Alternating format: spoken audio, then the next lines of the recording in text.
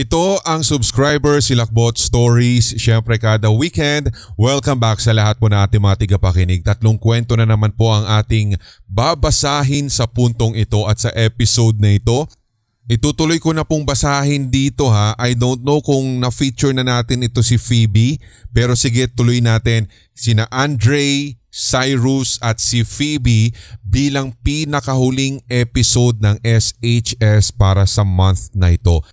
At syempre kasama pa rin po natin dito walang iba kundi ang malinamnam at masarap na steeped at dripped coffee, kape ni Lola Trinidad. How to order? Follow lamang ang ating social media account, lalong-lalo ng Hilakbot Facebook page at ang kape ni Lola Trinidad.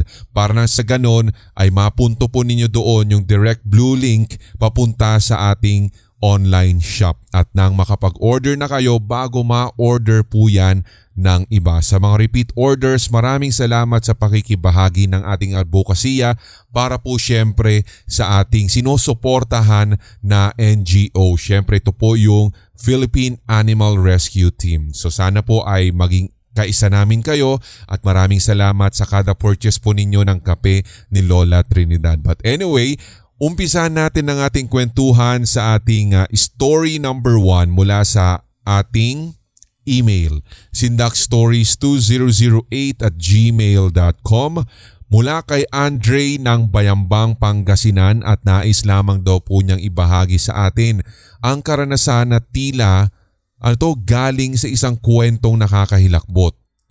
Isang gabi nang mangyari ito kasama ang aking girlfriend na si Sean.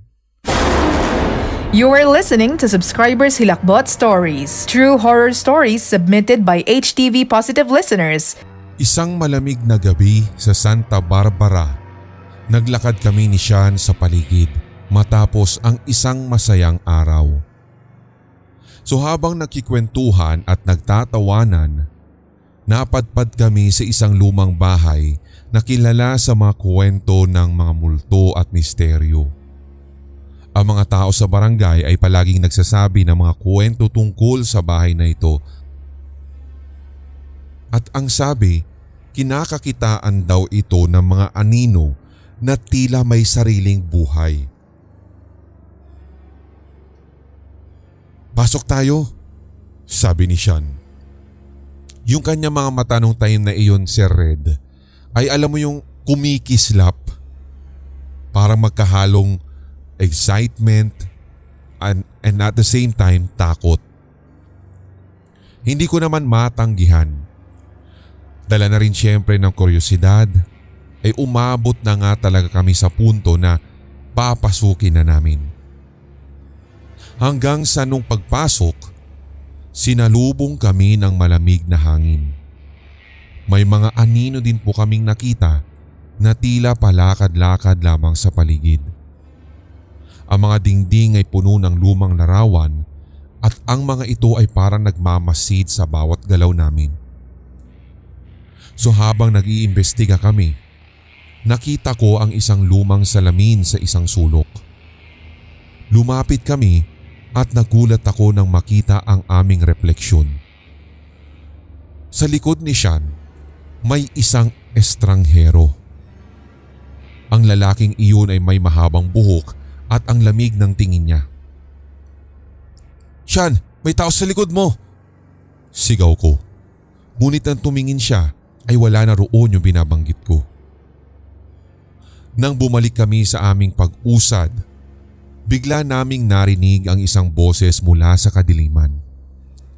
Nag-e-echo pa nga ang boses na iyon at hanggang sa puntong ito, Sir Red, ay parang nananatili sa isip ko kung paano niya sinabi yung, "Bakit hindi kayo nagtagal? Ang saya-saya dito." At tumakbo kami papalabas ng bahay. Nanginginig pa sa takot. Nang makauwi kami, si Sean ay hindi na nakatulog ng maayos. Sa bawat oras ng gabi, naririnig niya ang mga hikbi at bulong at tila may mga anino din na nagmamasid sa kanya. Inamin niya sa akin na natatakot siya sapagkat Parang merong kakaiba siyang nararamdaman at para bang sumunod ito mula sa aming pinasok na lumang bahay. Na mga sumunod na araw, nagdesisyon kami na bumalik doon sa lumang bahay sa Santa Barbara at umaasang makakahanap ng sagot. Pero nang dumating kami, nagulat na lamang kami nang makita na ang bahay na ito ay winasak na at ang mga pader ay naglalabas ng malamig na hangin. Pagpasok namin, biglang umikot ang mundo ko. Ang estranghero ay naroroon, nakatingin sa amin, nakangiti pero malamig ang kanyang paningin. "Bakit hindi kayo nagtagal?" tanong niya. Napatras ako ngunit si Sean ay tila naaakit. "Sean, wag!" sigaw ko. Pero parang may kapangyarihan na humahawak sa kanya. Ang mga hikbi ay umikot sa paligid at sa bawat sulok tila may mga aninong umaabot sa amin. Yung mga boses ay nagiging malakas at nagiging klaro at sinasabi nila na sumama na daw kami sa kanila. Naramdaman ko ang lamig na bumabalot sa aking katawan at sa isang iglap, bigla na lamang nawala ang estranghero. Sa isang iglap, nagdilim ang lahat at bumagsak si Sean sa sahig. Ang mga hikbi at bulong ay lumakas at alam kong hindi pa pala ito tapos. Nang makabalik kami sa aming bahay, nagtataka ako sa kung ano ang nangyari sa amin. Mula noon, ang mga boses at hikbi ay patuloy na bumabalot sa aming mga buhay at ang estranghero ay tila naghihintay ng tamang pagkakataon na muling makuha si Sean. Sa bawat gabi, para kaming nagiging bihag ng isang kwento na hindi pa natatapos at ang alingaw-ngaw ng nakaraan ay ang siyang nagbabalik upang pasukin ang aming isipan. You are listening to Subscribers Hilakbot Stories, true horror stories submitted by HTV Positive listeners. Lakas naman entry sa isang horror story. Maraming salamat kay Ray dito po sa kanyang binahaging kwento. Gagawin po nating isang regular episode yung kanyang iba pang mga kwento kaya abangan nyo na lamang po. Pero ang tanong natin dito, kasi iisa lang yung naiisip ko na bahay doon eh. Diba? Kasi ilang beses, diba sabi ko nga sa inyo nung time na nag-i-scout tayo sana at meron tayong gagawin sana na isang ng isang segment dito tungkol sa mga haunted house. Actually na-feature na rin ata, dapat ma-feature din dapat ito sa ating Hilakbot Haunted History, pero kulang kasi ng materyales tungkol sa research eh. Iisa lang yung naalala kong bahay na ito eh. Hindi kaya ito yung parang yung pinakalumang bahay na dyan na sinasabi daw nila na may tunnel sa ilalim at tong tunnel na ito kumukonekta daw ito doon sa parang simbahan daw ata eh. Hindi ko lang sure ha, pero nung panahon daw ng mga Hapon, naging parang headquarters din daw ito. Tapos yun nga, medyo elevated tong bahay na ito nung hindi pa natatambakan yung gawing harapan niya, pero hindi ko lang lubos maisip kung paano kayo nakapasok ng ganun-ganun. Kasi alam ko, proteksyonan na ito nung caretaker dyan. Kasi may katabi na rin ata yan na parang cafe, yung bahay ng may-ari daw o yung parang generation na nung may-ari dati, pinaka-original na may-ari. Ginawa ng cafe yung bahay na katabi niyan. Pero nirestore nila itong lumang bahay na to. I don't know kung ito rin kung pareho yung sinasabi natin o yung sinasabi dito sa kwento ni Andre ng Pangasinan at saka sa Santa Barbara, kasi alam ko iisa lang yung bahay na nakakatakot at sinasabing haunted dyan eh. Hanapin nyo lang Haunted House Santa Barbara nang malaman niyo yung itsura na binabanggit ko sa inyo. Tapos sa pagkakaalam ko correct me if I'm wrong, doon sa research ng haunted history na hindi pa po namin na ilalabas, parang ayan, medyo na may mental block ako. Nasa script to noon ng haunted history, nakita ko na yung picture nito, print pa nga ayun, Maramba, parang somewhat Maramba yung apelyido nung talagang may-ari nung bahay na yan. At itong si Sir Maramba, kilalang personalidad sa Pangasinan to. So sila daw yung may-ari niyan talaga. Oo, yun. I-revive nga natin dun sa mga admins natin kung nakikinig. Admins ng Haunted History, scriptwriters natin, researchers. I-revive nga natin itong script na to. Kasi alam ko to, nabasa ko na hindi pa na i-record eh. So pwede natin sigurong i-revise.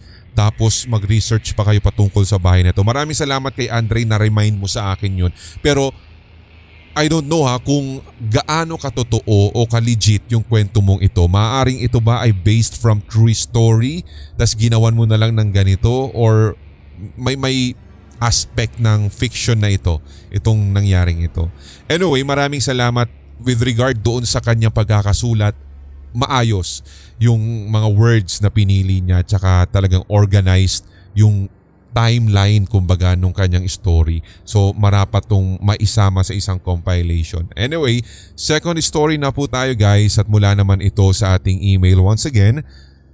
Sabi niya, siya daw si Aya. Ako po yung nagkwento na dati ng tungkol sa school namin sa Malabon at yung mga paramdam ni Teresa at iba pa. So na-miss ko lamang po na magbahagi ng kwento sa inyo at nang mapakinggan ko siya muli sa isang premiere. So ang nangyari daw pong ito ay noong siya ay high school pa lamang. So ito na ang kanyang istorya. Ito ang Subscribers Hilakbot Stories. Nung ako nga po ay high school, kami ay napilitang lumipat sa ibang lugar sapagkat pinapaalis na po kami sa lugar talaga namin. Dito daw po sa nilipatan namin ay dating parte ng lawa na tinambakan lamang ng lupa. Ginawa nilang relocation site hanggang sa tuluyan na naging village. Dito ko po naranasan yung iba ko pang mga kwentong hilakbot.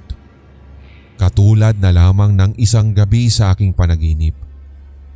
Nararamdaman ko ang pag-angat ng aking katawan hanggang sa nakita ko na rin po ang aking sarili na masarap ang tulog. Ngunit hindi po ito yung pinaka nakakatakot na part dahil naglakbay pa po ang aking kaluluwa at pumasok pa sa isang building. Hindi ko masabi yung eksaktong building pero mukhang hallway ng ospital yung una kong nakita. Tapos paglakad ko pa, parang hallway na ng school. Pasensya na si Red pero ide-describe ko na lamang lahat ng mga nakita ko. So habang naglalakad pa ako na parang lumulutang lamang, hindi ko nga din po kasi na nararamdaman yung lamig ng sahig sa aking paa. Basta't ang malinaw, hallway po iyon ng either hospital or school at sa gitna ay parang may sulok na espasyo. Basta't imagine niyo na lamang na may space talaga para dun sa lugar na iyon at yun ang nilapitan ko. Dahil madilim at parang mausok-usok pa nga yung part ng lugar na yun, bigla akong kinabahan. Alam niyo yung feeling na parang humiwalay yung kaluluwa ko doon sa kaluluwa ko. Parang ganun yung nararamdaman ko. Ang nakita ko po ay isang Santo Niño pero napakapangit po ng itsura. Galit na galit yung kanyang muka at ang itim lahat ng kanyang eyeball. Yung suot po niya ay yung ganun sa mga suot talaga ng Santo Niño. Yung mga mata niyang ubod ng itim ay nakatitig sa akin. Kinikilabutan ako kahit magpasa hanggang ngayon na naaalala ko ito. Hindi ko talaga malimutan yung itsura niya dahil nung ako ay natakot, napaatras ako talaga, Sir Red. Hinabol pa nga po niya ako. Yung takbo ko nga noon ay sobrang bagal at parang pilit din niya akong inaabot. Hindi ko alam kung Ako pa lang ba yung nakakaranas ng ganito pero sobrang sakit sa dibdib nung bigla akong nagising. Nagpapasalamat na nga lang po ako nang nagising ako sa masamang panaginip na iyon pero parang tunay siyang nangyari sapagkat hingal na hingal at pagod na pagod yung pakiramdam ko. Sabi nga ni Mama, para daw akong patay na ginigising dahil kahit anong kurot daw nila ay hindi man lang ako gumagalaw. Hanggang sa naikwento ko sa kanila ang laman ng aking panaginip at maging si Mama ay napadasal dahil sa takot. You are listening to Subscribers Hilakbot Stories, true horror stories submitted by HTV Positive listeners. Maraming salamat sa kwentong iyong ibinahagi. Ito po ay galing kay, ang pangalan niya Aya. Ayan. Ang dami na nating mga kwento dito. From past 2 weeks ata, mayroon din tayong kwento tungkol sa mga rebulto ng Santo Niño. Anong mali ano? Parang ganon. Kaya sabi ko sa inyo sa mga discussion natin na ito, gusto ko rin po na makibahagi din kayo kung ano yung mga take ninyo sa mga fini-feature natin. Hindi ko sinasabi na, hindi ko naman po inuudyukan na sabihin na kung totoo ba yan or maniwala. Pero kumbaga ang nais ko lamang palabasin dyan sa mga isipan ninyo ay yung bukod sa karanasan na kapareho sa inyong napakinggan dito na kwento na finiture natin or kung ano yung take ninyo kung bakit ginagambala sila ng ganitong klaseng mga elemento, gagamit pa ng mga itsura ng mga santo-santo, di ba mga katulad yan. Kasi yung iba di ba parang sabi niya gumagalaw na Santo Niño, simula nga daw nung nilipat nila yung Santo Niño parang nagagalit na ito sa kanila. May ganun tayong kwento kung nyo po natatandaan kung talagang solid kayo sa amin. Pero ito, mapangit daw ang muka at galit na galit yung itsura, tas ang itim daw ng mga mata. Ang creepy, di ba? But anyway, itong ating pinakahuling kwento naman po ay galing po kay Phoebe mula sa Twitter. Second time to send stories pero kapit lang kayo dyan guys kasi inaano ko minimeasure ko kung ito ba ay nabasa ko na kasi ni-scan ko siya ngayon.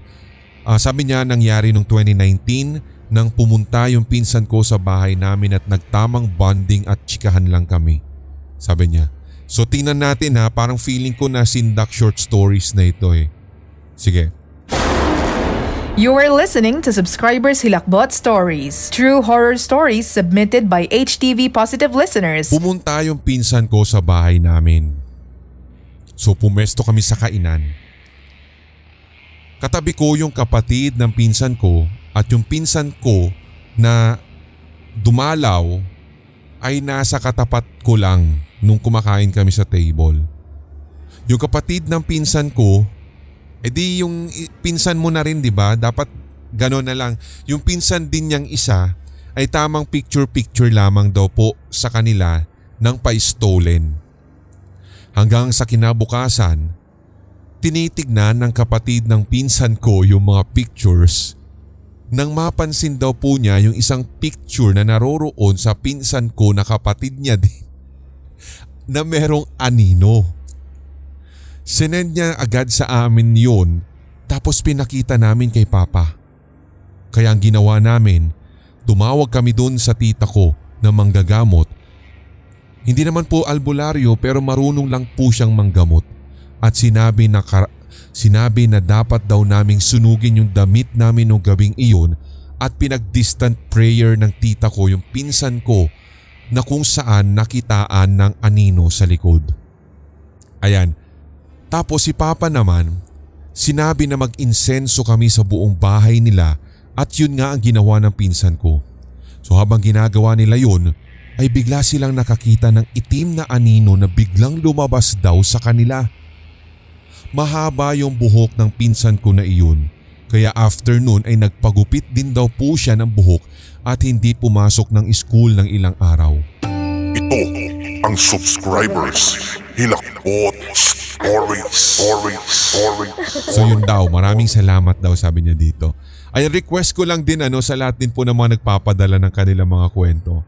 I-detalye nyo na lamang po sa amin yung kapatid ng pinsan ko parang ganon. So pinsan mo rin siya literally. Parang ganon di ba? Si pinsan 1 o kaya magbigay na lang po kayo ng alias or bigyan natin sila ng mga, alam mo yung gawa-gawang pangalan, itago na lang natin sila sa kanitong pangalan para ma-address natin sila totally, di ba? Parang hindi naman parang outcast nyo, parang ayaw mong kilalanin siya bilang pinsan, ayaw mo siya tawagin ng pinsan, di ba? Parang ganun. But anyway, maraming salamat dito sa binahaging kwento sa atin dito ng ating last sender. Ayun, medyo maikli pero may mga compilation pa daw po siyang isasubmit sa atin soon at yung iba ay na-feature na natin sa Sindak Short Stories sa pagkakaalam ko eh. Maraming salamat dito kay ano ba pangalan niya? Si Phoebe mula sa Twitter at marami pa daw po siyang isasubmit soon kaya abangan na lang natin. Kung ikaw din ay ganito, marami ka rin pwedeng ikwento, kwento mo na yan bago maikwento ng iba. sindakstories2008@gmail.com lamang po.